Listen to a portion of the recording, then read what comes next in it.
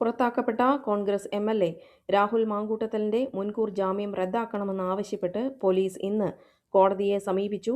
രണ്ടാമത്തെ ബലാത്സംഗ കേസിലെ അതിജീവിതയെ രാഹുൽ മാങ്കൂട്ടത്തിൽ ഫോണിൽ വിളിച്ച് സ്വാധീനിക്കാൻ ശ്രമിച്ചു എന്നതാണ് പോലീസിന്റെ പരാതി. അതിജീവിതയെ നേരിട്ടോ അല്ലാതെയോ ബന്ധപ്പെടരുത് എന്ന കർശനമായ ജാമ്യ വ്യവസ്ഥ അദ്ദേഹം ലംഘിച്ചു എന്ന് പ്രത്യേക അന്വേഷണ സംഘം കോടതിയിൽ ബോധിപ്പിച്ചു.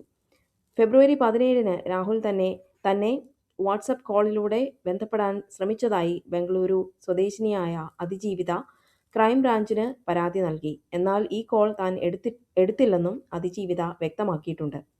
ഈ ആരോപണം രാഹുൽ നിഷേധിച്ചു. അത് അബദ്ധത്തിൽ സംഭവിച്ച ഒരു മിസ്ഡ് കോൾ മാത്രമാണെന്ന് അദ്ദേഹത്തിന്റെ അഭിഭാഷകൻ കോടതിയിൽ വാദിച്ചു. Thiruvananthapuram judicial first class magistrate കോടതി ഈ പരാതി പരിഗണിക്കുകയും രാഹുൽ മാങ്കൂട്ടത്തലിനോടോ അദ്ദേഹത്തിന്റെ അഭിഭാഷകനോടോ ഈ മാസം 28-ന് നേരിട്ട് ഹാജരായി വിശദീകരണം നൽകാൻ നിർദ്ദേശിക്കുകയും ചെയ്തു.